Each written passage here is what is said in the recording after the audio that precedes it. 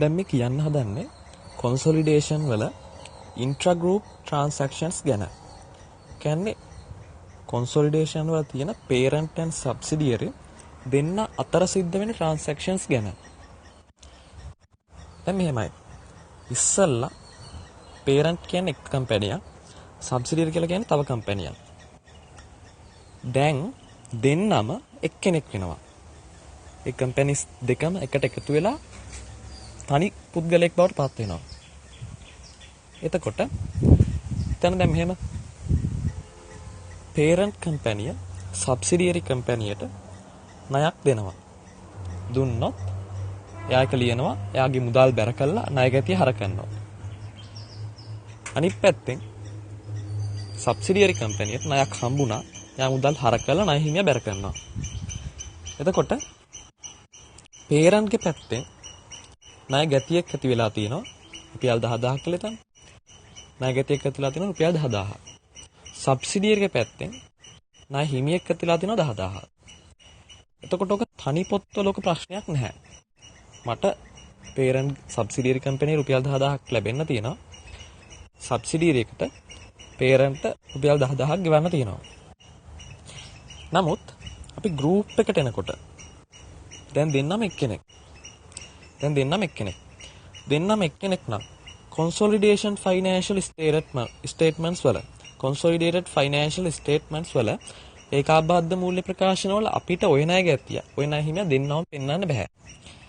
හේතුව එහෙම පෙන්නුවොත් දෙන්නම එක්කෙනෙක් වෙනකොට එහෙම පෙන්නුවොත් වෙන්නේ හරියට නිකන් මගෙන්ම ණයක් ලැබෙන්න ඕනේ. මටම ණයක් ගෙවන්න තියෙනවා වගේ දෙයක් තමයි එතනින් පේන්නේ. නිසා අපි කරන්නේ ඒ ණය ගැතිය ඒ ණය හිමියට set off කරනවා. ඒ දෙන්නම කපලා දානවා. ඊළඟට service income එක. සේවා ආදායම. parent කම්පැනිය subsidiary කම්පැනියට සේවාවක් සපයලා ආදායමක් උපයලා තියෙනවා. එතකොට ඒ සේවා ආදායම parent කම්පැනිය වෙනත් ආදායම් වල පෙන්වනවා. එයා භාණ්ඩ විකිණීමේ ව්‍යාපාරයක් නම් ඒ ප්‍රධාන කටයුතු වල අතිරේකව සපයපු සේවාවෙන් ලැබෙන ආදායම වෙනත් ආදායම් වල පෙන්වනවා, other income වල පෙන්වනවා. අනිත් පැත්තෙන් subsidiary company එකට එක expense එකක් වියදම් වල යක පෙන්වනවා. නමුත් දැන් group එකට එනකොට ඔක individual books වල අවුලක් නැහැ. ඒ අපි වෙනස් කරන්නේ නැහැ. individual books වල parent ගේ other income, subsidiary එකේ expenses. ඒක අවුලක් නැහැ. නමුත් group එකට එනකොට ඔය other income එකවත් ඔය expense එකවත් පෙන්වන්න බෑ. එහෙම පෙන්නුවොත් වෙන්නේ ඉතින් හරියට ටිකන් අර මටම සේවාවක් සපයලා මගෙන්ම ආදායම කිපෙවුවා වගේ. එහෙම වෙන්න බෑනේ. තමන්ටම සේවාවක් සපයන්නේ නැහැනේ. ඒ නිසා ඒ සේවා ආදායම ඒ වියදමත් එක්ක set off කරන්න ඕනේ. මට මගෙන්ම ලැබිච්ච සේවා ආදායම කියන එක. මටම ගෙව්ව වියදම, සේවා වියදම කියන එක කපා හරින්න ඕනේ. parent ගේ පැත්තෙන් අද income උත් අයින් කරන්න ඕනේ. subsidiary එකේ පැත්තෙන් expenses උත් අයින් කරන්න ඕනේ. ඔය දෙක ලේසි. යා මාරුගේ තමයි අර භාණ්ඩ තොග විකුණනවා කියන එක. දැන් මෙහෙම. parent company subsidiary companyයට බඩු තොගයක් විකුණනවා. එම විකුණුවාම මටම බඩු විකුණුවා වගේ දෙයක් තමයි එතන වෙන්නේ. දැන් හිතන්න parent company රුපියල් 80000ක පිරිවැයකට ගත්ත තොග ලක්ෂයකට subsidiary companyයට විකුණුවා. හරිද?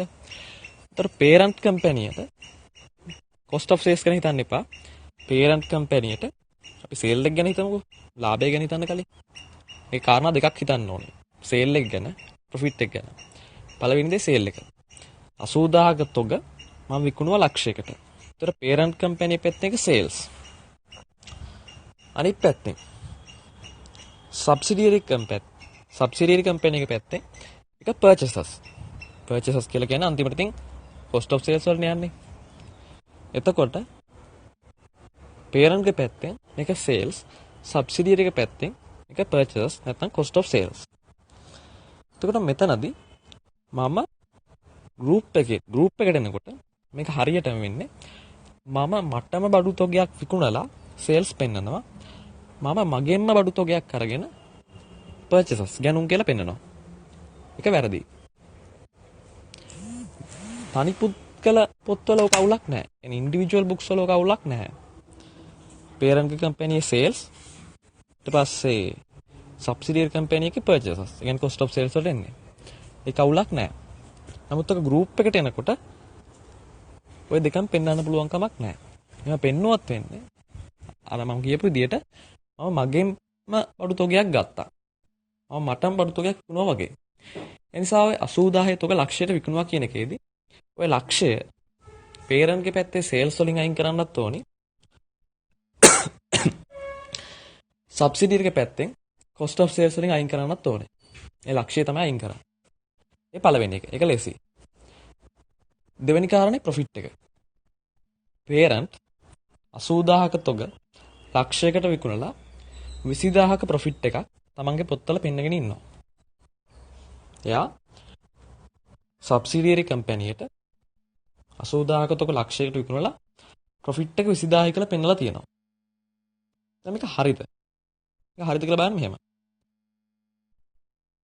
මම සබ්සිඩියරයකට විකුණපු තොගය සමස්ත තොගය එයා සම්පූර්ණ ගානම එළියට විකුණුවා නම් මම විකුණුවා පේරන්ට් විකුණුවා සබ්සිඩියරයකට ඒ සම්පූර්ණ තොගයම එයා නැවත වෙන කාට හරි පිටස්තර කෙනෙක්ට විකුණුවා නම් ඒක ඇත්තටම අපි දෙන්නම දැන් එක්කෙනෙක් පේරන්ට් සබ්සිඩියරි දෙන්නම එක්කෙනෙක් මේ දෙන්නම එකතු වෙලා ගෲප් එකක් විදියට එළියට බාණ්ඩ විකුණුවා වගේ අපි දෙන්නම ගෲප් එකක් විදියට එකතු වෙලා එළියට තොග විකුණුවා වගේ. කියන්නේ ගෲප් එකෙන් එළියට තොග ගිහිල්ලා තියෙනවා අතට. මේ කෙටියෙන් කිව්වොත් ගෲප් එකේ තිබ්බ තොගයක් ගෲප් එකෙන් එළියට ගිහිල්ලා තියෙනවා. අන්න එහෙමනම් අර ඒ කම්පැනි, පේරන්ට් කම්පැනිය පෙන්නපු රුපියල් 20000ක ලාභය ප්‍රශ්නයක් නැහැ. මොකද මම මටම විකුණන ලාභ පෙන්නුවා නෙමෙයිනේ. මම B ට විකුණලා B එක එළියට විකුණලා. කියන්නේ අත්තම ගෲප් එක එළියට විකුණලා ප්‍රොෆිට් එකක් පෙන්නලා. අන්න එතනදී අපි 20000ක ප්‍රොෆිට් එක අපි කියනවා රියලයිස් වුණා කියලා. උපලබ්ධි වුණා කියලා. එහෙමනම් එතනට ඇඩ්ජස්ට්මන්ට්ස් ඕනේ නැහැ. ඒක අවුලක් නැහැ. ඒක ඕකේ. හරිද? නමුත් හිතන්න මෙහෙම. පේරන්ට් සබ්සිඩියරි එකට 80000ක තොගයක් ලක්ෂයකට විකුණුවා. 20000ක ප්‍රොෆිට් එකක් තියාගෙන. නමුත් සබ්සිඩියරි එක ඒ තොගය එළියට විකුණුවා නැහැ. එයාගේ ඉන්වෙන්ටරි වල අවසාන තොගේ ඒ සම්පූර්ණ තොගෙම තියෙනවා. ඒ වුණා මොකද වෙන්නේ? මම 20000ක ප්‍රොෆිට් එකක් පෙන්නලා තියෙනවා. නමුත් අපි ගෲප් එකට එනකොට ඒක ඉන්ඩිවිජුවල් බුක්ස් වල අවුලක් නැහැ. ඉන්ඩිවිජුවල් බුක්ස් වල කිසි ප්‍රශ්නයක් නැහැ. නමුත් ගෲප් එකට එනකොට ගෲප් එකකින් එළියට තොගයක් ගිහිල්ලා නැහැ. මම විකුණුවා. ඒක දැන් සබ්සිඩියරි එකව තියෙන්නේ. කොහමද ගෲප් එක ඇතුලේ තොගය තියෙනවා. ගෲප් එකෙන් එළියට තොගය විකුණලා නැහැ. නමුත් ප්‍රොෆිට් පෙන්නලා තියෙනවා. ඒ කියන්නේ තොගයක් විකුණන්නේ නැතුව ප්‍රොෆිට් එකක් පෙන්නලා දෙන විකිණීමේ ලාභයක්. හරියට මම මටම බඩු විකුණලා ලාභයක් පෙන්නලා දෙන 20000ක් කියලා. ඒක වැරදි.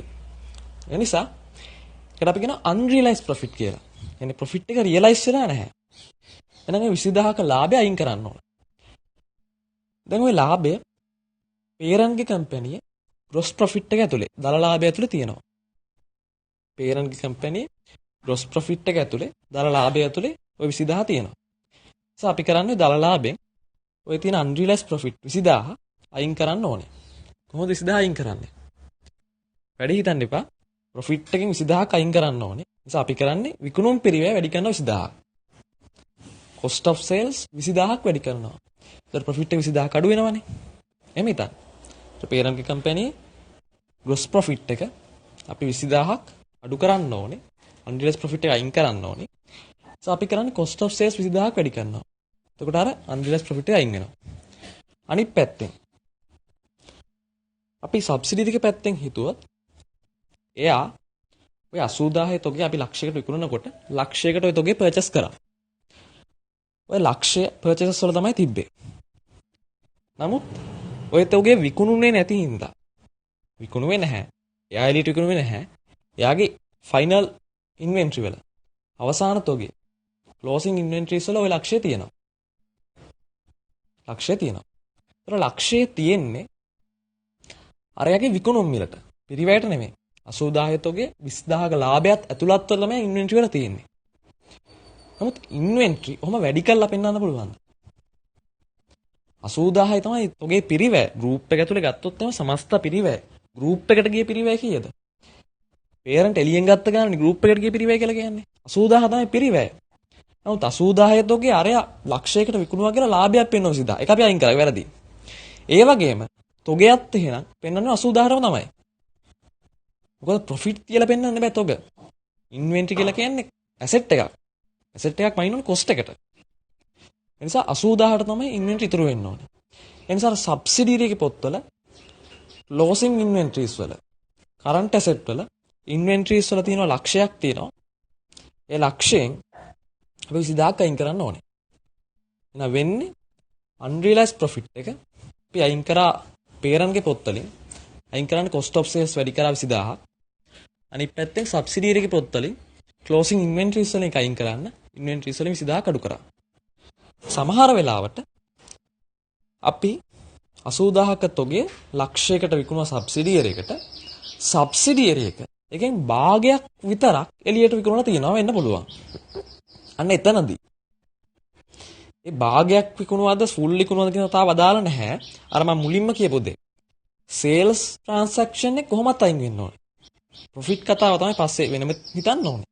මොකද එයා එළියට භාගයක් විකුණන නැද්ද කියන තාව අදාළ නැහැ. මටම විකුණනවා කෙනෙක් කොහොමත් අයින් වෙන්න ඕනේ.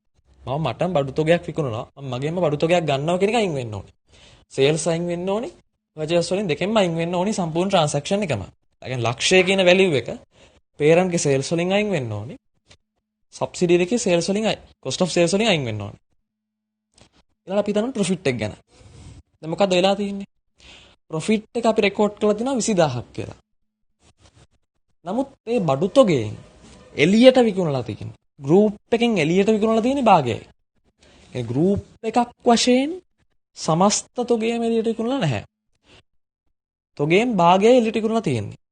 ඒතර විකුණපු භාගය ගැන මොකද කියන්න පුළුවන්? ඒ විකුණපු භාගේ ගෲප් එකක් විදියට විකුණපු එකක්. ඒ ප්‍රොෆිට් එක උපලබ්ධි වෙලා තියෙනවා. ගෲප් එකට හම්බ වෙලා තියෙනවා. රියලයිස් වෙලා තියෙනවා. කියන්නේ 20000ක ප්‍රොෆිට් එකෙන් 10000ක් භාගයක් ඕකේ. ඒක ෂේප්. 20000ක ටෝටල් ප්‍රොෆිට් එකෙන් භාගයක් 10000ක් ඕකේ. කිසිම ප්‍රශ්නයක් නැහැ. ඒකට ඇඩ්ජස්ට්මන්ට් එකක් ඕනේ නැහැ. මොකද ඉතුරු 10000 ඒක පේරන්ට්ගේ පොත්වල ප්‍රොෆිට් එකක්සේ පෙන්වලා තියෙනවා. නමුත් ඒ තොගය ඒ රුපියල් 10000 ප්‍රොෆිට් එකට අදාළ තොගය ගෲප් එකෙන් එළියට ගිහිල්ලා නැහැ. තාම සබ්සිඩියරි ගාව ක්ලෝසින් ඉන්වෙන්ටරිස් වල තියෙනවා. ගෲප් එකෙන් එළියට තොගය ගිහිල්ලා නැහැ. නිසා අපි මොකද්ද කරන්නේ? ඒ රුපියල් 10000ක ප්‍රොෆිට් එක අන්රියලයිස්ඩ් ප්‍රොෆිට් එක කලින් වගේම පේරන්ට්ගේ ලාභයෙන් අයින් කරන්න ඕනේ. ඒ ලාභය තුල තියෙනවා ලාභයෙන් අයින් කරන්න ඕනේ. ලාභයෙන් අයින් කරන්න cost of sales වැඩි කරනවා. cost of sales වැඩි කරාම ලාභය නිකම්ම අඩු වෙනවා. අනිත් පැත්තෙන් සබ්සිඩියරි එකේ closing inventories වල අවසාන තොගය ඇතුලේ රුපියල් 10000 තියෙනවා. නිසා closing inventories වලිනොත් රුපියල් 10000 අපි අඩු කරනවා. එතකොට intra group transactions කියන තමයි මම කිව්වේ.